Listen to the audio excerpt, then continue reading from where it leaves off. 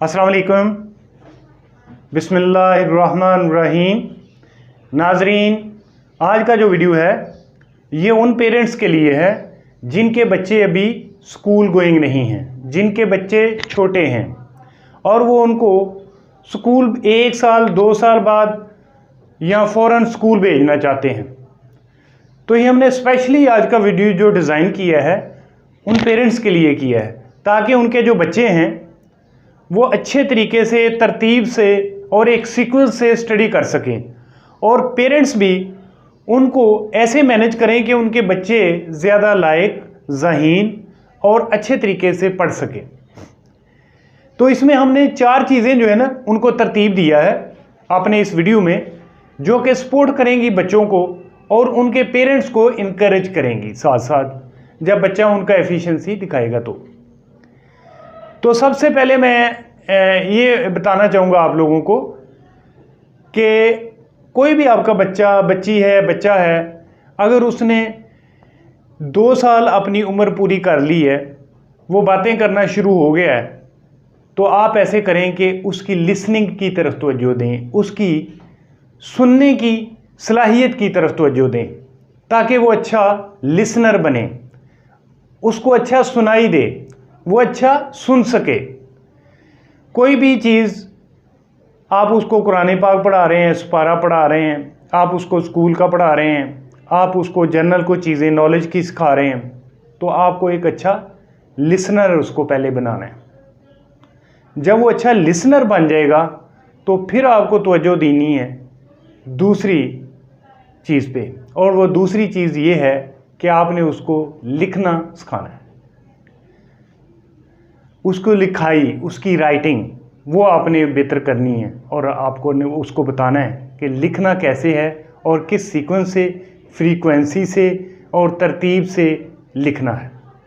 तो यकीनन जब उसकी लिसनिंग पहले अच्छी होगी, उसने अच्छा नॉलेज, अच्छा मवाद सुना होगा, तो लिखने में उसके बेहतरी होगी और एक उसकी रूटीन होगी, तरतीब होगी, उसमें उसको प्रॉब्लम नहीं आएगा।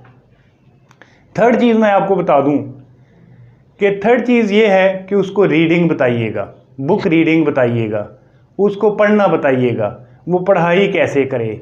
जब उसने अच्छा सुना, लिखा, तो वो दोनों चीज़ें प्रैक्टिस में आ गई, तो देन उसकी जो थर्ड आइटम है, थर्ड चीज़ है जो कि उसने पढ़ना है, वो मुश्किल नहीं रहेगा, वो उसके लिए बहुत आसान हो जाएगा। तो आपने गोया अपने बच्चे के लिए 3 चीज़ें सेट कर ली। सबसे पहले कि वो अच्छा लिसनर बन जाए, उसकी लिसनिंग, उसकी सुनाई देने की, सुनने की सलाहियत बड़ी आला है। फिर उसकी लिखने की सलाहियत भी आला हो गई, सुनने की वजह से, अच्छा सुनने की वजह से, जैसे उसने सुना वैसे उसने लिखा। तो तीसरी चीज़ जो है उसकी पढ़ाई की, जब वो अच्छा सुन रहा था, अच्छा लिख रहा था, तो यकीनन उसकी पढ़ाई जो है ना उसमें फ़र्क नहीं पड़ेगा, उसमें निखार पैदा होगा, उसमें बहुत ज़्यादा चीज़ें निखर के सामने आएंगी और वो अच्छे तरीके से स्टडी करेगा, पढ़ेगा। अब एंड में एक चीज़ और रह जाती है कि वो बोलता कैसे है। जो उसने सुना, जो उसने लिखा, जो उसने पढ़ा, उसको प्रेजेंट कैसे करता है, स्पीकिंग कैसे करता है। यकीनन उसमें ऐसी चीज़ें, ऐसे अल्फाज जो कि उसने सुने होंगे, जो उसकी प्रैक्टिस में, हैंड राइटिंग में आए होंगे और जो उसने पढ़े होंगे, वो सब को यूज़ करेगा और वो एक अच्छा स्पीकर बन सकेगा, वो अच्छा एक प्रेजेंटेशन देने वाला बन सकेगा, वो अच्छा पढ़ाई वाला बन सकेगा, वो अच्छा बोल सकेगा।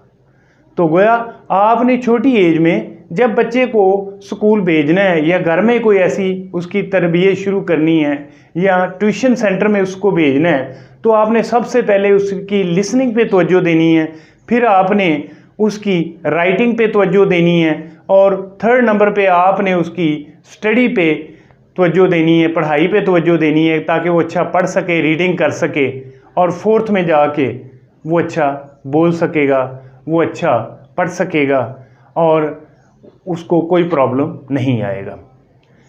तो ये वो चीज़ें हैं कि जब छोटी एज में बच्चों को करवा दी जाती हैं, मैक्सिमम 11 साल तक करवा देते हैं आप, तो تو آپ کا بچہ جو ہے وہ اسٹڈی میں کہیں بھی کمزور نہیں رہے گا اور وہ کہیں بھی مار نہیں کھائے گا۔ یہ پیرنٹس کو نوٹ کر لینا چاہیے کہ وہ ذہن جو نوخیز ہے، جس کی ابھی سلیٹ خالی ہے، جس ذہن کی سلیٹ خالی ہے، جس کی ہارڈ ڈسک میں ابھی ڈیٹا نہیں ہے، یہ جب 4 چیزیں ہم پازیٹیولی اس میں ڈال دیتے ہیں تو وہ پھر بچہ معاشرے میں اچھا اپنے لیے خود ہی مقام بنانے میں خود ہی کوشش کرتا رہتا ہے، اور وہ اپنے کیریئر میں، اپنے بزنس میں، سب چیزوں میں خود سیلف سٹارٹر بن جاتا ہے اور وہ دوسرے لوگوں سے آگے نکل جاتا ہے۔ تو آج کا ویڈیو اتنا ہی ہے۔ یہ اپنے بچوں پہ پریکٹس کیجئے، سکھائیے، اور پھر مجھے میرے ویڈیو میں کمنٹس میں بتائیے گا۔ تو اپنے آپ کو بدل لیں، اپنے بچوں کو بدل لیں۔